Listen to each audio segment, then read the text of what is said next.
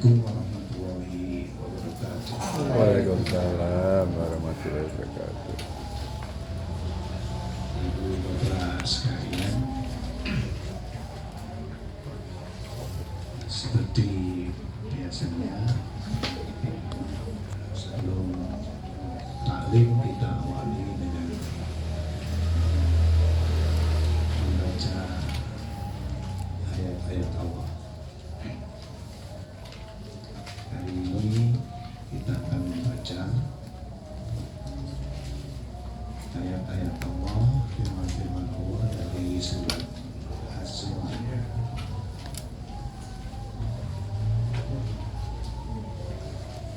Kita akan baca mulai ayat 12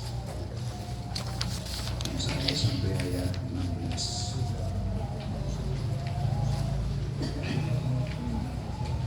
Dicari dulu. Az-Zumar itu surat ke-39. Ya, betul. Juz 23. Sudah Ibu Bapak. Kita mulai ya. A'udzu billahi minasy syaithanir rajim.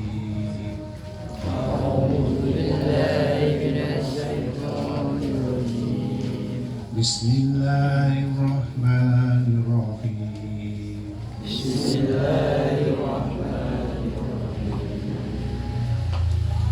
Wa umirtu li an akuna awwalal muslimin. Qul innani akhafu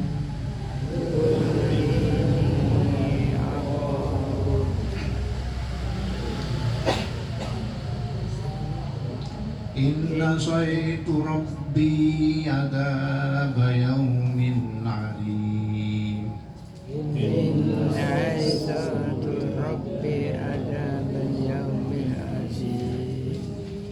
Qulillaha a'budu mukhlishan lahu dini.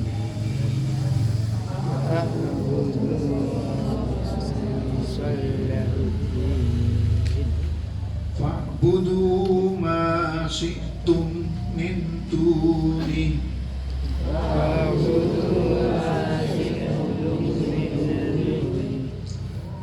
Qul innal khasirina alladhina khasiru anfusahum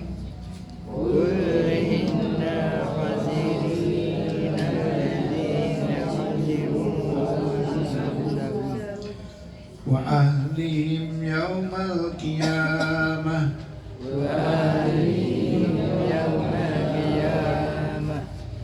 Ala dzalika wal khusranul mubin.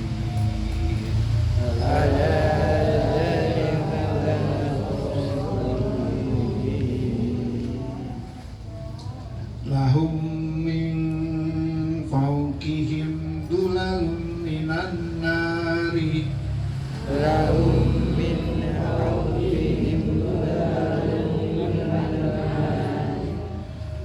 wa min tahtihim dulal dzalika yukhawwifu Allahu bi ibadah.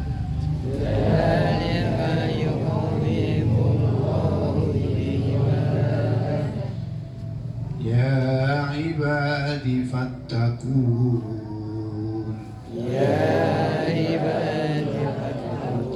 Sadaqallahul azim.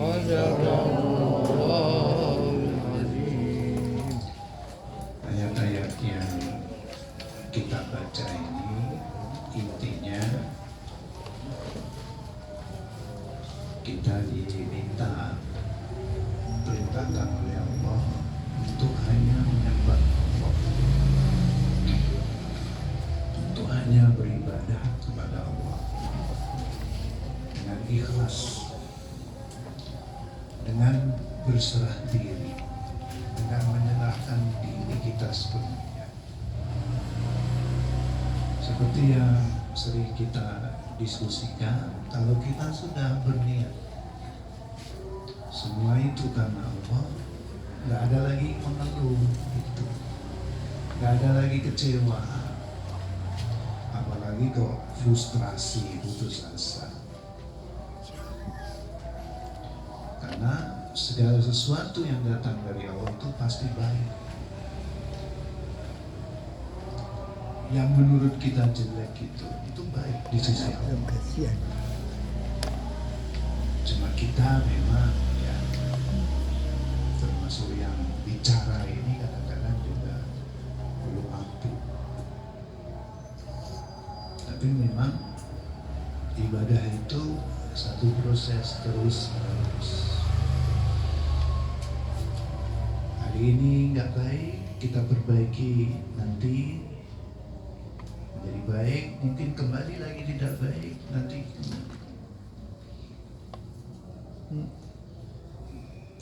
kadang-kadang ada yang karena tidak baik terus malah orang ibadah itu sebuah kerugian. Itu sebuah kerugian. Jadi semuanya itu. Nah, Allah di sini pada ayat 15 kalau tidak salah tadi ya, Allah mempersilahkan Pak butuh masih itu ini. Kalau kamu mau menyembah selain Allah, menyembah apa yang kamu sukai selain Allah, ya digambarkan oleh Allah akan masuk neraka, atapnya api, landasannya juga api, tidak ada tempat berlindung. Naudzubillah. Jadi kembali seperti kita hadir di sini, niat kita pada ibadah pada Allah SWT. Ya, kita ibadah pada Allah. Segala sesuatu saya juga pernah menyampaikan hidup kita kan hari ini, saat ini. Yang kemarin kita sudah nggak bisa apa-apa, sehingga nggak perlu menyesal. Ya istighfar. Istighfar itu bukan menyesal. Ya, istighfar itu mohon ampun pada Allah. Ya, mohon ampun pada Allah. Kita istighfar. Nah, hari besok itu milik Allah. Allah yang menentukan. Hari besok itu milik Allah. Baik, itu intinya. Ibu bapak sekalian, kita niatkan malam ini kita beribadah dengan tema ini. Bingung kemarin sudah saya kirim ke Mas Miftah gitu, saya kok gelisah gitu. Saya kalau ada hal-hal yang nggak pas tuh gelisah gitu. Saya lihat beliau belum baca gitu, atau sudah baca gitu.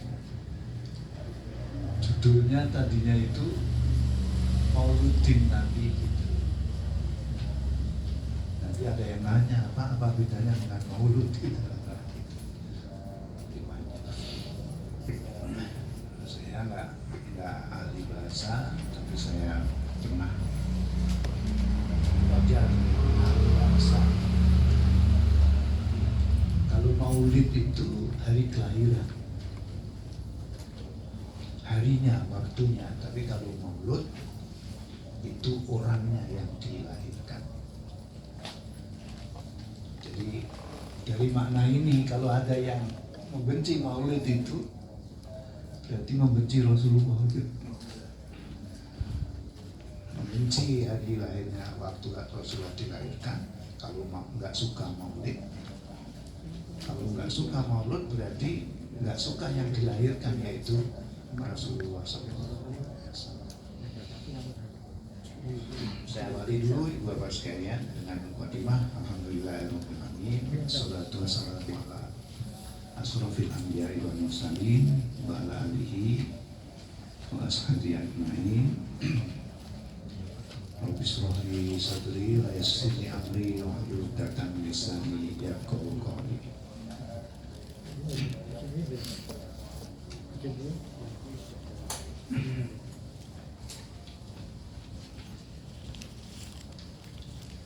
Syukur alhamdulillah kita panjatkan kehadirat Allah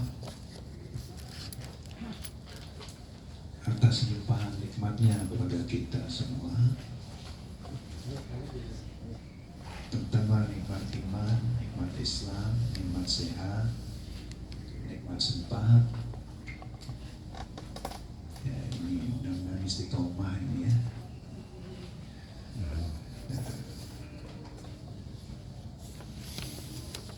Sudah sepuh-sepuh gitu ya. Tadi di habis Jumatan itu hitung-hitungan umur ini sudah umur berapa. Alhamdulillah usianya barokah gitu semuanya ya. Dipanjangkan umurnya, juga bisa diisi dengan kebaikan. Nah, terutama kita bersyukur malam ini kita diberi kesempatan oleh Allah untuk bisa kesekian kali ikut merayakan hari kelahiran Rasulullah.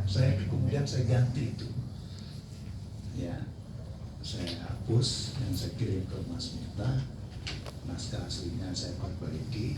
Tadinya mau bikin Nabi, saya ganti kelahiran Nabi. Kalau kelahiran itu mudah-mudahan netral lah gitu ya. Tapi judul ini sebetulnya spiritnya itu dari ayat yang pertama saya sampaikan itu, Bapak sekalian. Ayat yang pertama saya sampaikan itu dari surat As-Saff, surat ke 61 ayat 5. Itu latar belakangnya orang-orang Bani Israel itu merasa bahagia, merasa senang dan bangga dan berharap Nabi Isa itu sebagai Nabi yang terakhir.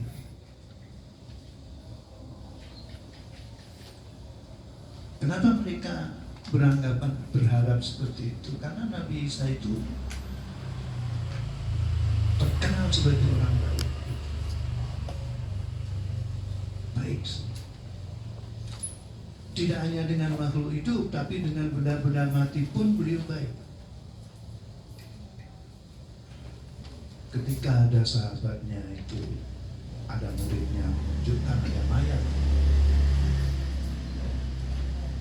yang terapung-apung di sungai itu, muridnya mengeluh bau gitu. Tapi Nabi Isa tidak, melihatnya sisi lain, meskipun sudah jadi mayat, dia masih mandi gitu. Masih bersuci. Nah, kita harus belajar seperti itu.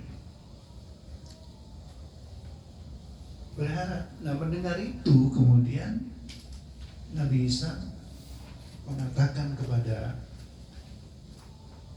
umatnya itu, khususnya yang baris kedua itu, Ibu Bapak sekalian, wa mubasyir ya bir rasul ya'ti min ba'dihi ismuhu Ahmad. Saya membawa kabar gembira, akan hadir, akan datang seorang rasul setelahku. Artinya aku bukan nabi terakhir.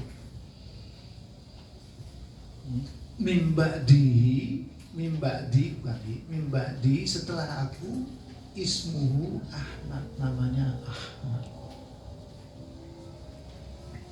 Orang ahli bahasa menjelaskan kenapa Ahmad, kenapa tidak Muhammad.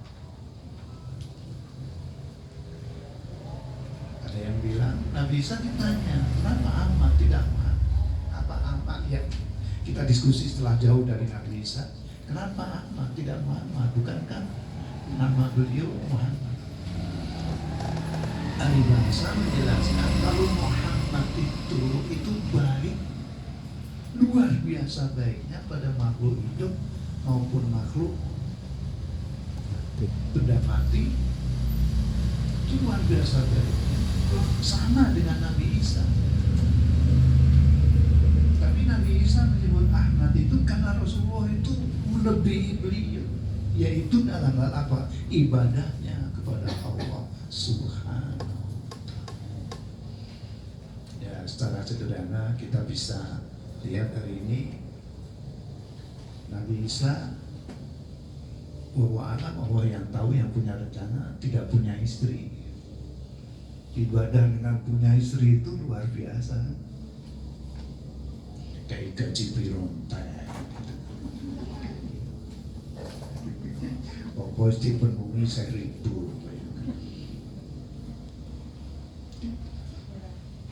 Sering curiga, nanya ini, nanya itu, kalau dijawab yang bener itu protes kok gitu.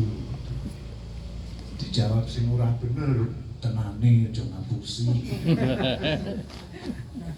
Nani. Itu ibadahnya luar biasa. Luar biasa, ibadahnya luar biasa. Tidak punya putra, Rasulullah punya semua. Istrinya juga begitu. Istrinya 11. Macam-macam itu.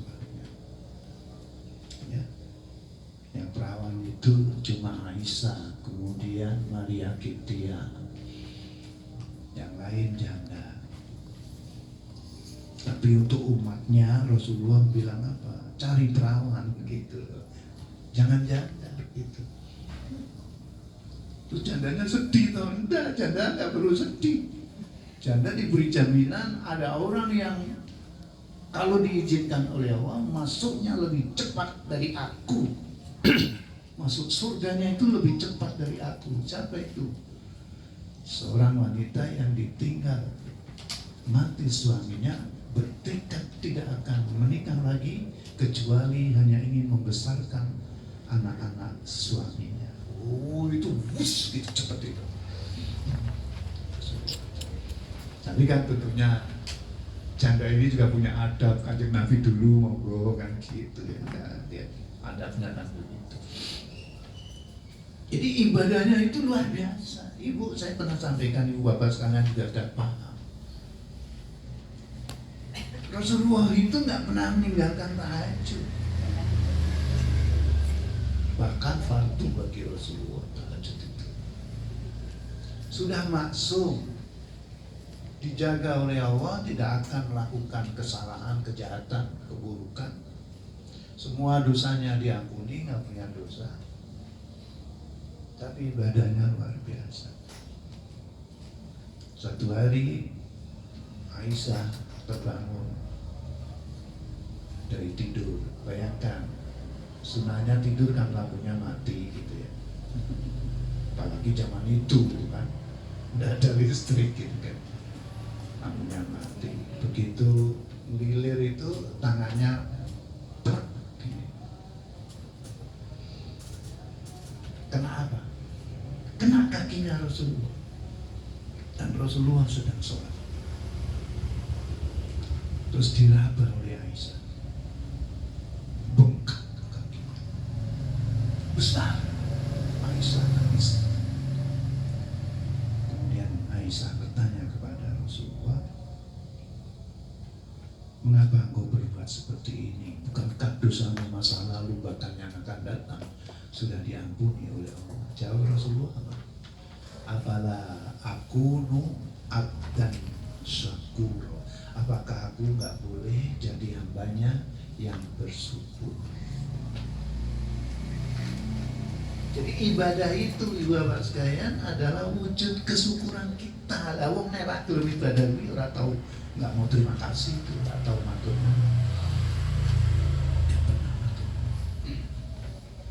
Jadi itu sebagai wujud. Syukur kepada Allah SWT.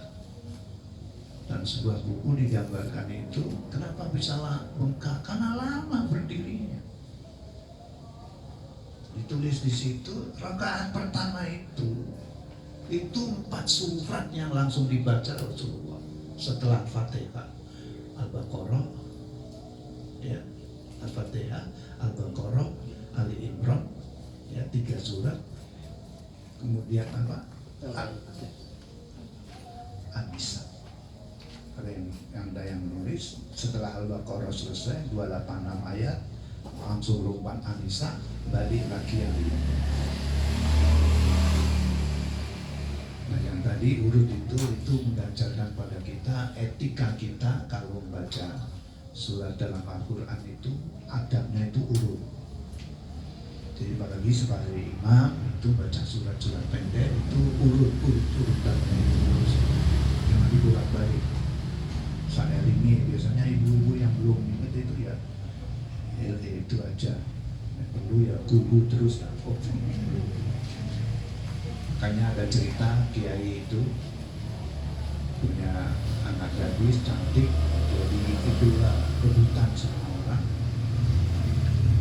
Beliau kemudian mengumumkan,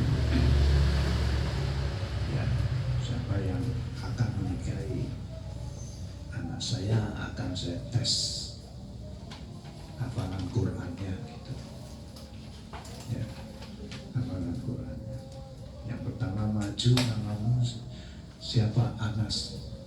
Hafalkan surat Anas berpendek. Qul a'udzu birabbin nas, malikin nas. Yang kedua, siapa namamu? Tariq. Hafalkan surat At-Tariq. Yang ketiga, siapa namamu? Al-Baqarah. Tapi saya biasa dipanggil Kulbu bukan gitu. Baca Kulbu. Ya. Jadi ini pertanyaan bagi kita ibu bapak sekalian adalah kalau Nabi Isa saja menunjukkan kegembiraan, menjadikan kelahiran Rasulullah itu adalah sebagai sebuah kabar gembira, ya, beliau mengatakan wa mubasyir bi rasul, dan kami beri kabar gembira. Nah, kita ini ketika masuk bulan Maulid ini harus menunjukkan kegembiraan. Karena sudah datang ini pembawa petunjuk gitu. Kita nggak bisa bayangkan kalau ya, nggak bisa membayangkan kalau kita kemudian kita nggak mendengar. Cuma seperti tadi khutbah di masjid saya sampaikan, problem kita hari ini adalah berbeda-beda kita dalam mewujudkan kegembiraan itu. Nah, ini yang harus hati-hati. Yang harus hati-hati. Jadi kita harus hati-hati. Kadang-kadang kan ya seperti kalau ada Semarang bersolawat, bahkan PSIS bersolawat, terus sambil joget-joget itu saya pribadi nggak bisa. Karena sholawat itu doa. Masa berdoa sambil joget kan? Allahumma, ya Allah, Tuhan kami, sholli ala Muhammad, berilah kesejahteraan kepada Muhammad. Kan doa itu. Kan doa. Tidak bisa. Apalagi sampai ya, tapi itulah euforia kayak gitu. Susah. Nanti dibilang kita itu yang pertama ya, Ibu Mas. Ya. Kita harus menunjukkan kegembiraan, monggo. Yang jelas bentuk-bentuk kegembiraan yang paling tepat, yang sesuai, yang baik menurut saya adalah dengan melakukan keteladanan yang beliau contohkan kepada kita. Beliau suka bersedekah, kita sedekah. Rasulullah itu sedikit-sedikit sedekah. Nah, cuma bedanya kita ini kalau kalau sedekah sedikit sekali gitu. Beda. Rasulullah itu kalau mendengar suara adzan datangi, kita ini malah protes. Ya, kemarin saya sampaikan terakhir kalau nggak salah di lingkungan RT 01 dan 2 nih Pak Haji Marmon tambah 1 nih di RT 2 Masjid Al Hidayah kenceng banget itu sound systemnya. Katanya 30 juta harganya gitu. Kenceng banget. Jadi jadi itu Rasulullah suka kalau kedatangan didatangi.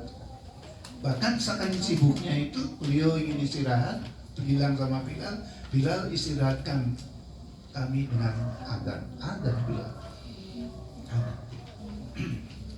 Jadi kadang-kadang kita ya Rasulullah itu ya suka memaafkan, suka menolong, suka memberi.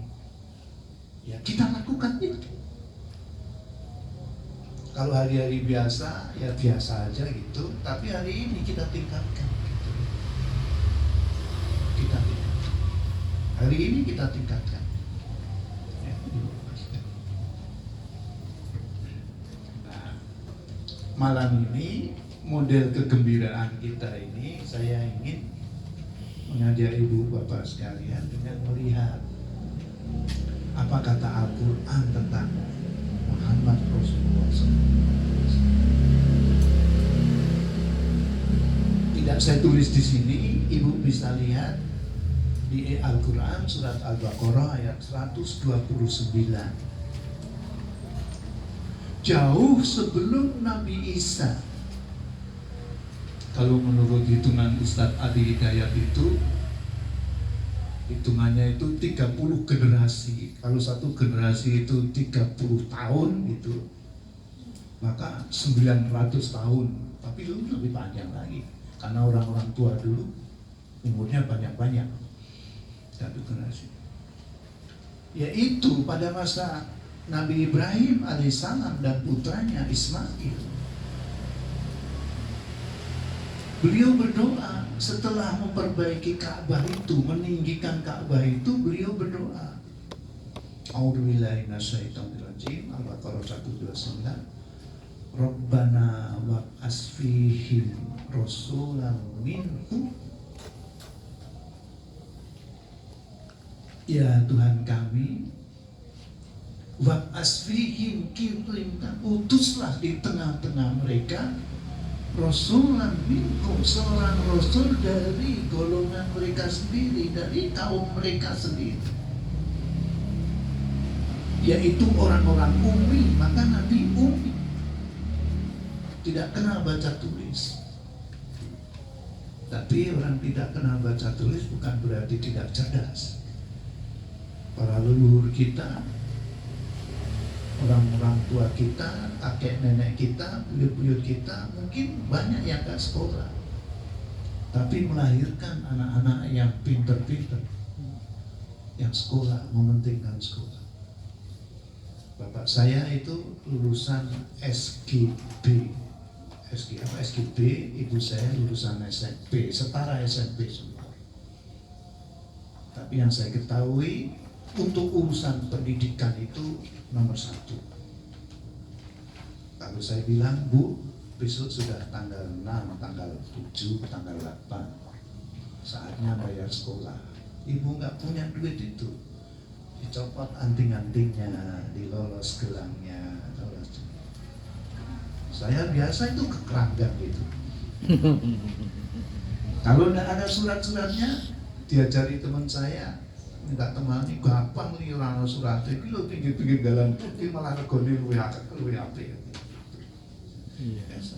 Naik sepeda itu dari Sisingamangaraja itu kantor Kemenak itu naik sepeda sama teman saya ke Keranggan sana.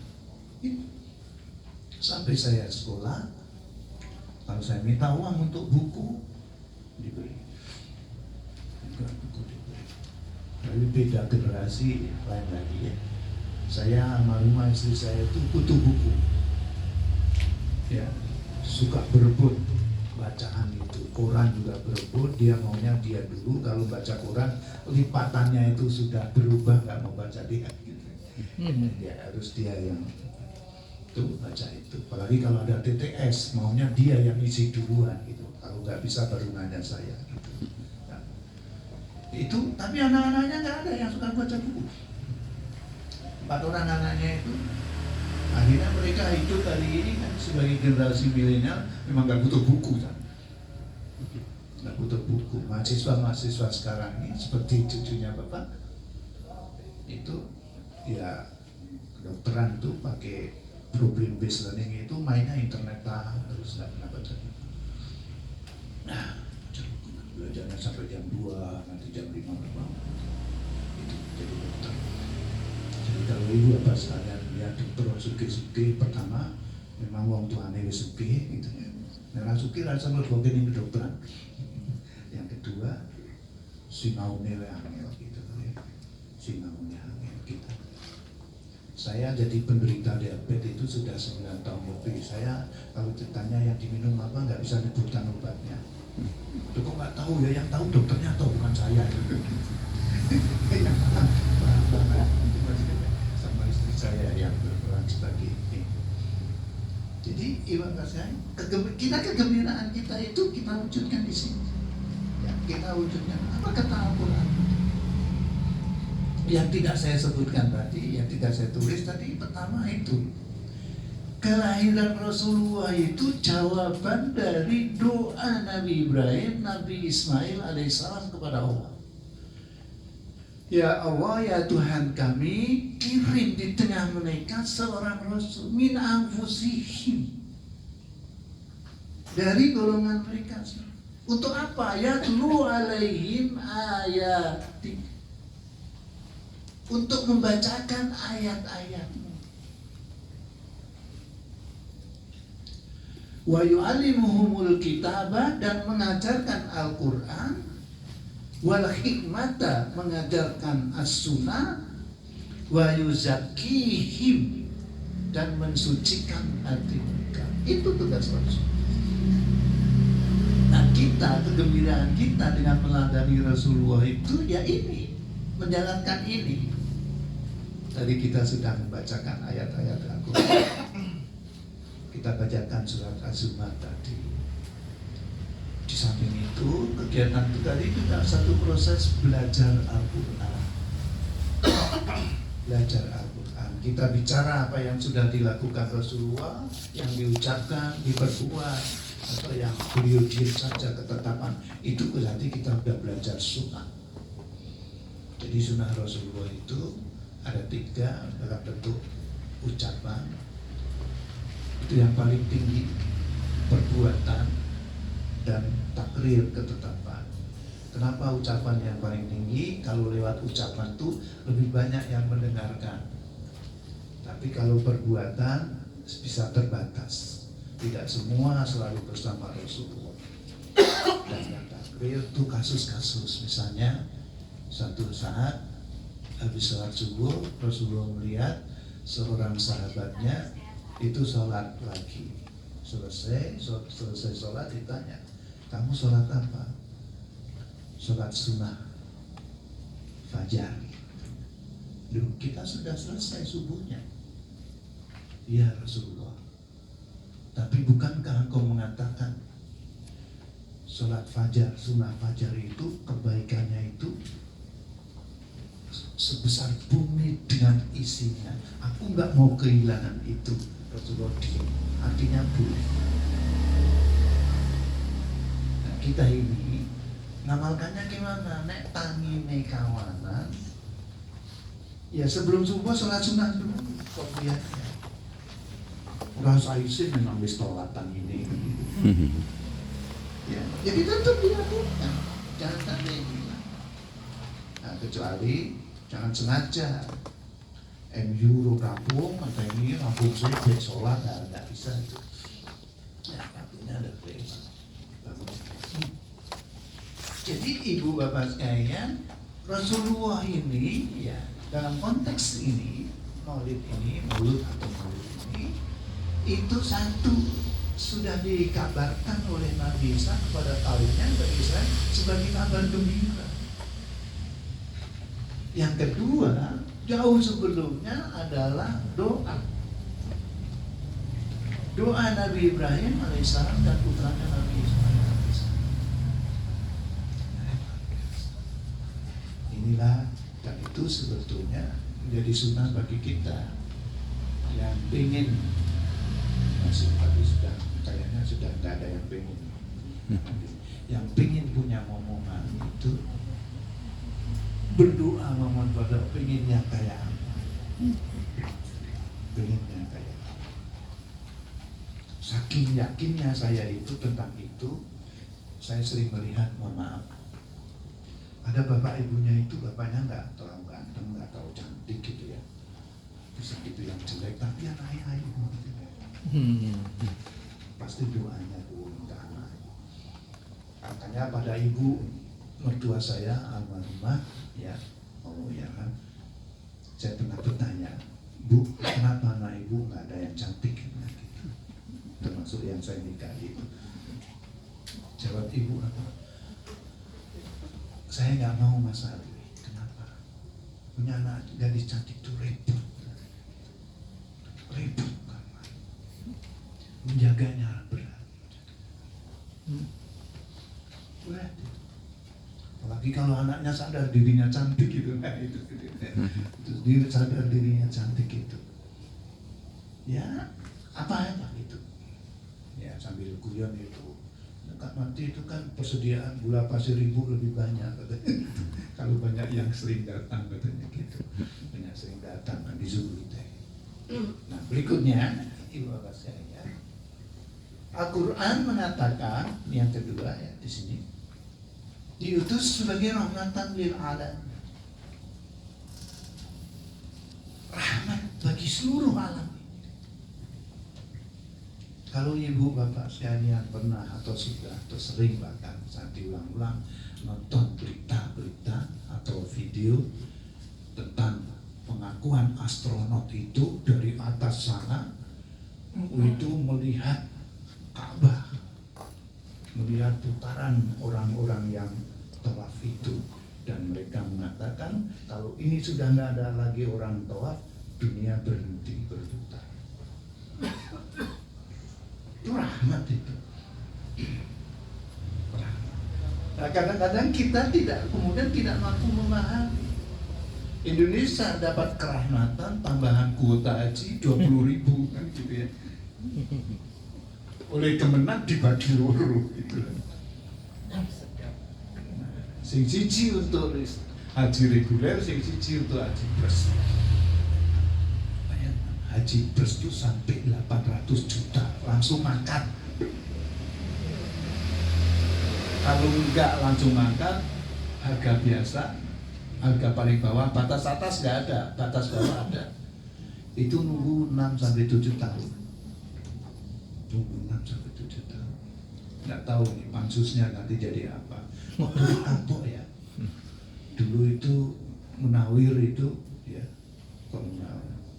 Ya, Munawir itu, menteri itu kan juga adiknya itu jual kuota tambahan itu, dijual kuota tambahan kepada penyelenggara haji bersih. Tapi kan Rasulullah mengajarkan, paham semua orang ke sana, tapi nggak mudah. Rasulullah mengatakan sing rajin sholat jamaah di masjid itu nggak sama aja, nggak sama. Saya punya teman Pak Kiai Arif Khalil dari Stinggi Demak itu, bapaknya Pak Khalil itu sampai meninggal beliau tidak haji. Tidak haji. Kenapa alasannya tidak haji? Aku nek duit, aku pilih lagi gede ke pesantrenku timbangane tanggung. Maka ada yang pernah ngomong, yang bolak-balik kaji dulu buat duit buat fakir miskin atau buat apa bahasa tapi beda ya. Ada satu daerah yang kalau belum 7 kali itu dianggap belum haji. Ya, dulu saking sulinya haji itu ada yang bilang Kalau kita bisa sholat Idul Adha di Demak itu kita sama sudah haji gitu ya. Syaratnya melaku suruh ngomah itu. Nah, itu dibahaskan. Saya pernah menyampaikan kalau salah agak lama ya. Kerahmatan Rasulullah itu sejak dimulai yang real aja, yang deket aja, dalam kandungan beliau, kandungan ibu beliau. Kalau Allah mengatakan dalam surat Luqman tu hamalathu ummuhu wahnan ala wahnin wa fisaluhu fi amaini. Wahnan ala wahnin, Allah menggambarkan ibu yang sedang mengandung bayinya itu dalam keadaan capek dan bertambah-tambah capek. Ini Aminah enggak. Aminah enggak. Sampai baru ke usia kelahiran 4 bulan itu baru diketahui Aminah baru sadar kalau beliau hamil. Karena nggak ada tanda-tandanya. Antum. Nah, kita ini keliru kadang-kadang. Jangan-jangan sih pengen ngidam itu ibunya kok bayi ini. Artinya apa? Dari apa yang terjadi pada Rasulullah itu kita bisa, bapaknya atau ibunya minta pada Allah supaya bayi yang dikandung itu anten tenang, merasa jalur sing macam-macam. Pomne saiki opo larang.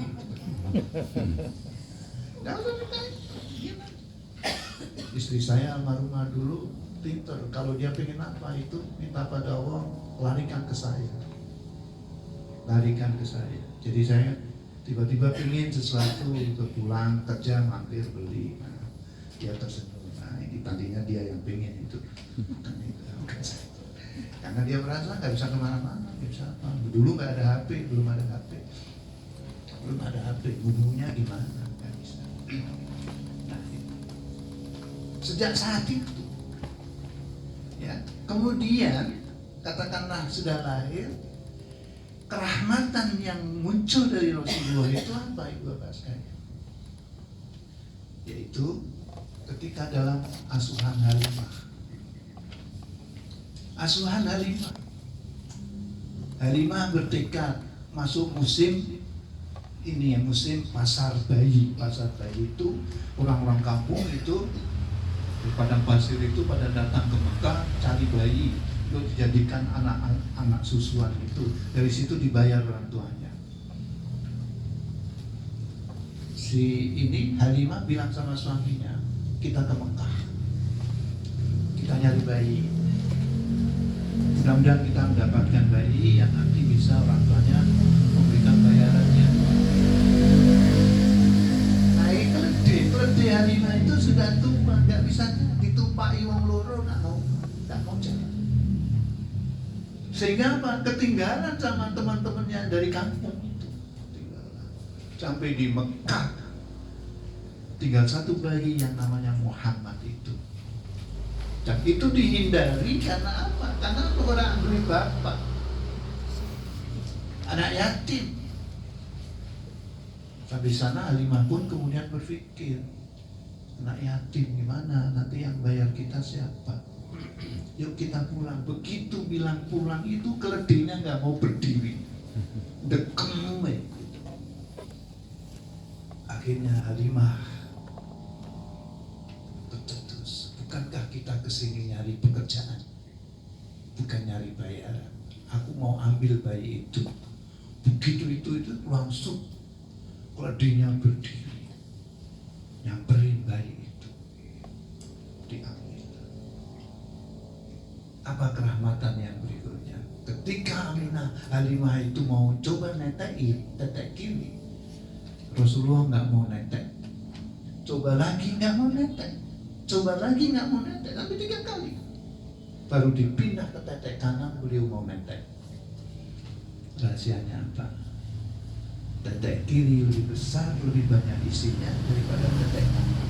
Halimah saat itu juga punya bayi seusia Rasulullah. Biarlah yang kiri untuk anaknya Halimah, beliau pilih yang kanan. Kita dua-duanya. Nah, ini sampai kemudian apa? Kerahmatan yang lain. Waktu pulang sudah kembalikan ke ibunya Mekah, mengalami paceklik, 3 tahun tidak ada hujan. Orang-orang Mekah itu sudah berusaha ya berdoa segala macam.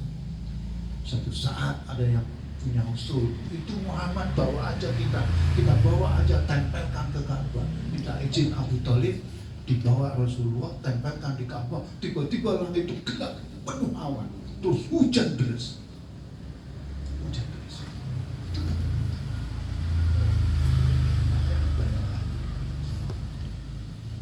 Kerahmatan. Ya, seperti kita ini kan mendapatkan kerahmatan.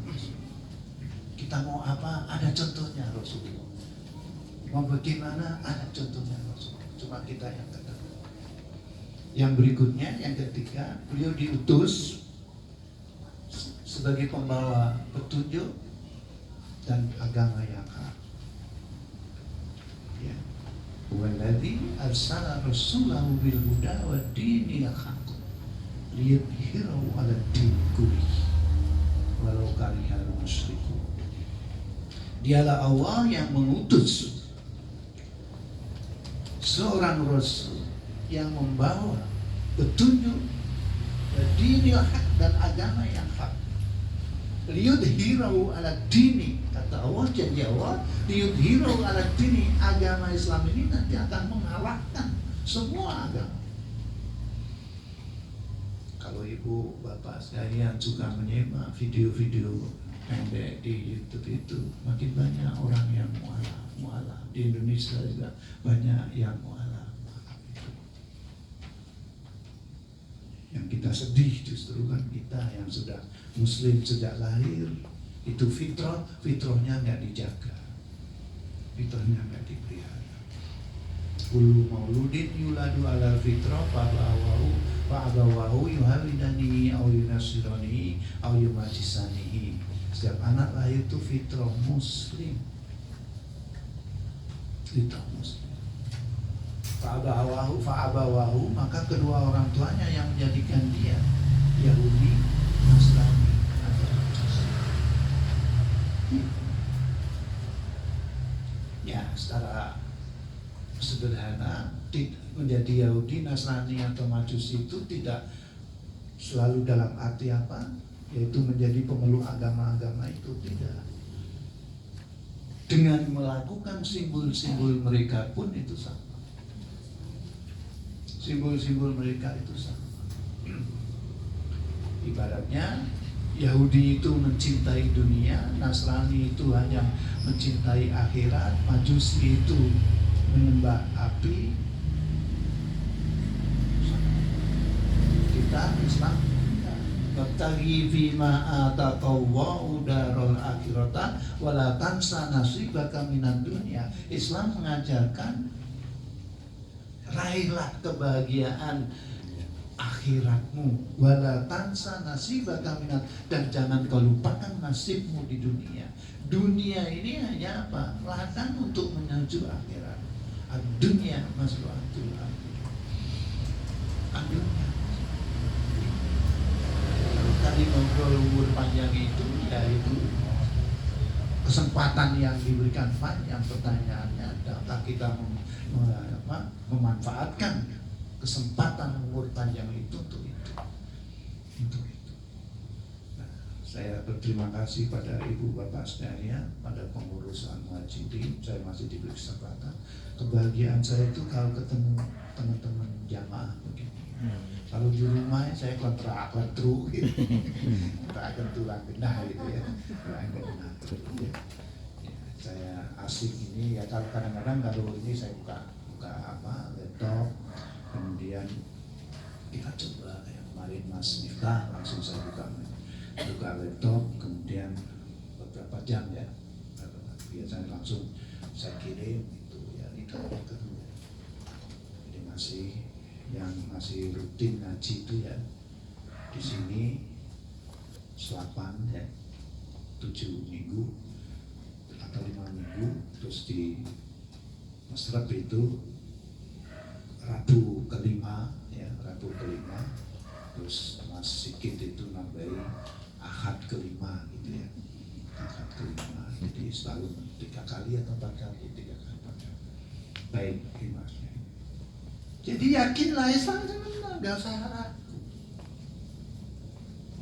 Kemarin ada yang kecewa atau ketambah kecewa, Pak Anies dicegal-cegal gitu. Itu karunia Allah, itu rahmat Allah. Allah sedang akan tunjukkan siapa yang benar, siapa yang salah, siapa yang baik, siapa yang buruk.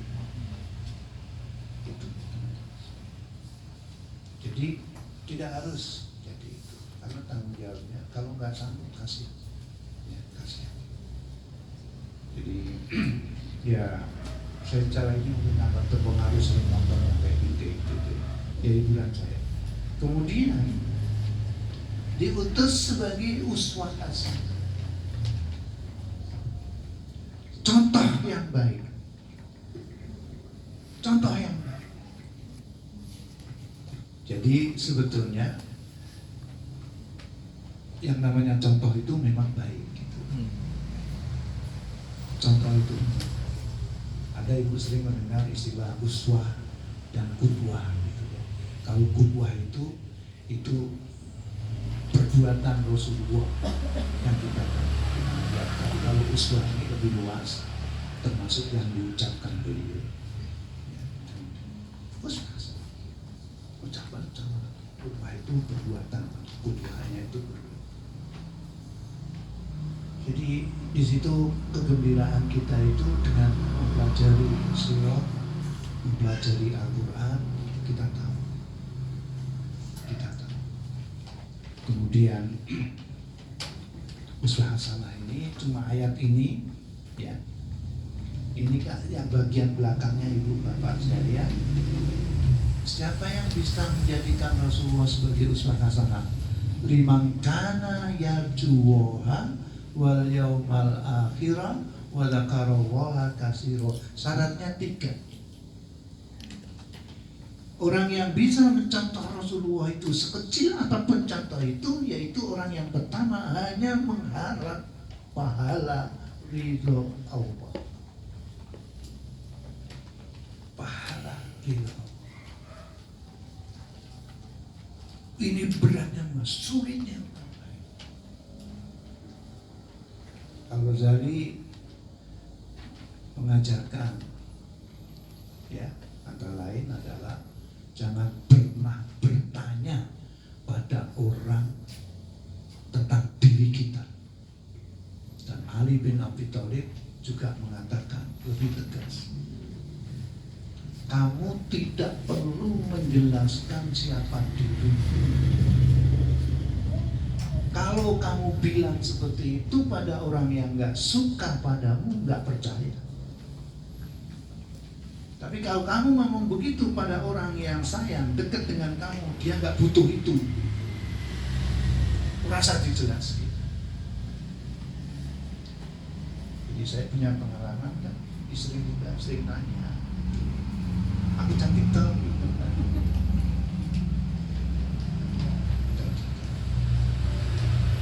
Saya bilang kadang-kadang mau dijawab jujur atau bohong gitu. Dia pergi nggak jadi belajar bulan. Ya. Nanti kalau jujur mesum, kalau bohong, ya memang bohong sama istri boleh, tapi masuk bolak-balik bohong gitu ya. Dirinya aja sudah tahu misalnya begitu, nggak harus bohong. Ya. 1. Wal yaumal akhirah, yang kedua orang yang orientasinya pada hari akhir. Persiapan hari akhir nanti, hari akhir. Kalau dari hakim tuh pesan hakim, perbanyak sedekah tersembunyi. Sedekah tersembunyi. Kadang-kadang ya pengalaman istri yang ini gitu ya, untuk pelajaran ibu semua. Itu kalau saya habis ngasih orang nanya, dikasih berapa?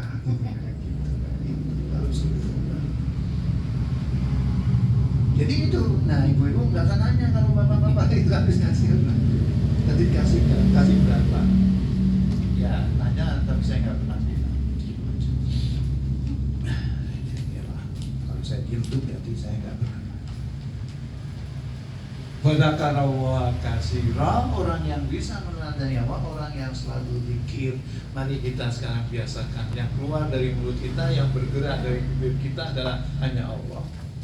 Ibu sukanya apa? Astagfirullah, astagfirullah. La haula wala quwata illa billah. Innalillah, innalillah. Alhamdulillah, alhamdulillah. Allahu akbar, Allah. Pokoknya nggak pernah berhenti. Nggak pernah berhenti. Ibu suka yang mana? Terus pada saat-saat tertentu, para ulama juga mengajarkan seperti ketika kita sedang menunggu adzan, perbanyak istighfar, terus istighfar. Jangan menunggu adzan malah main HP gitu.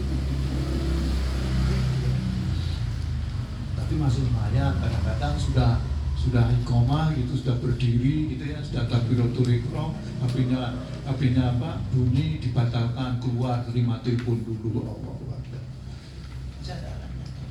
Jadi usahakan kalau ke masjid nggak usah bawa HP. Kalau HP saya ini HP saya selalu silent cuma.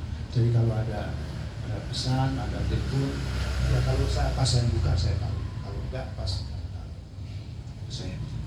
Apalagi saya merasa sudah tinggi pensiunan, nggak penting, jadi nggak ada yang butuh saya gitu, nggak ada yang memberi kalau saya gitu, ya. Kemudian yang kelima, karena beliau itu uswah hasanah, keharusan kita untuk menteladani, karena nggak ada teladan, nggak ada contoh selain Kul kata Allah SWT, in kuntum tuhibbunallah, katakan Muhammad pada mereka, in kuntum tuhibbunallah, jika kalian semua mencintai Allah, katakan pada mereka, fattabi'uni, ikuti aku. Artinya teladani aku. Maka kemudian Allah yuhibbukumullah wa yaghfir lakum dzunubakum, Allah akan menyayangi kalian dan akan mengampuni semua dosa-dosa kalian. Itu semampu kita. Rasulullah sedekah, kita sedekah, jangan dihitung-hitung, istiqomah aja. Sehingga kalau enggak itu terasa enggak gitu. Jadi itu satu. Dan tadi di masjid itu contoh keteladanan yang bisa kita ambil dari Rasulullah itu saya ambil dari surat At-Taubah ayat 128. Di sini nggak saya tulis. Tapi kalau ibu mau ya Al-Quran itu Rasulullah. Apa Rasulullah Al-Quran? Aisyah ditanya sama orang, bagaimana akhlak Rasulullah? Jawabannya apa?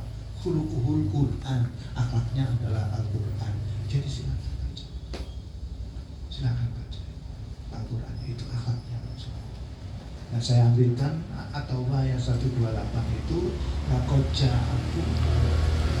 ja'akum rasulun min anfusikum azizun 'alaihi ma anittum harisun 'alaikum bil mu'minina raufur rahim. Ada 4 yang bisa diambil. 1, empati, merasa lebih menderita daripada orang lain,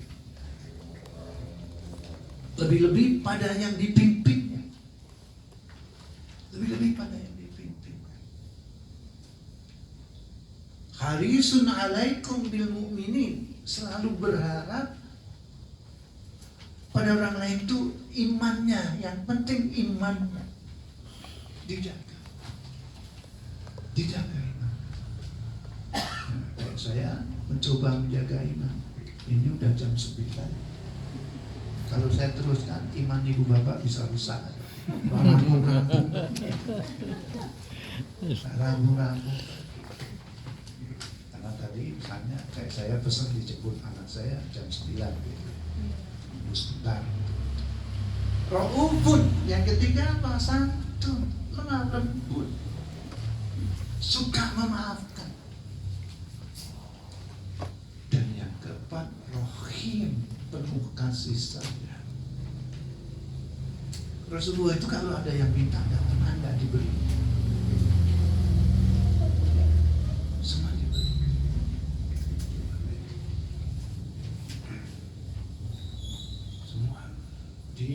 dianiaya kayak apa? Sama dengan Nabi Isa, makanya namanya Muhammad. Nah, ahli bahasa ketika disebut Ahmad itu berarti ada kelebihan. Yang lebihnya sini yang tidak dimiliki Nabi Isa adalah ibadahnya kepada Allah. Tadi saya ambil contoh yang besar. Nabi Isa tidak punya istri, tidak punya anak. Itu betapa ibadah itu.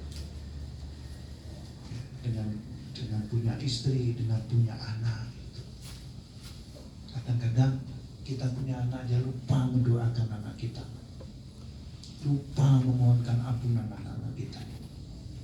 Ya, saya pernah sampaikan dulu yang diajarkan Ustaz Maskur di Suburan Jalan Dr. Cipto itu pada saya, Mas Ali, didik anaknya gampang.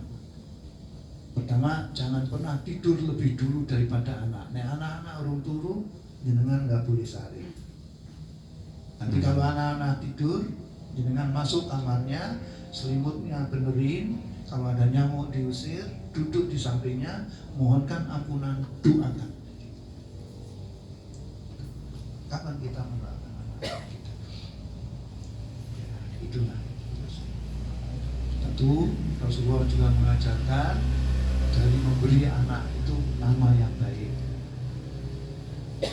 Khalifah Umar mengatakan hak anak pada orang tua adalah mendapatkan nama yang baik, mendapatkan pengajaran Al-Quran. Itu yang utama dua itu. Nah, ini dari Mas Tri cerita, ada murid saya tadi ketemu di masjid, ternyata punaan istri Mas Tri, Mas Fakatu ngajar ngaji di rumahnya. Dulu saya kecil juga sebenarnya ngaji, tapi saya nggak pernah bisa ngajar ngaji gitu.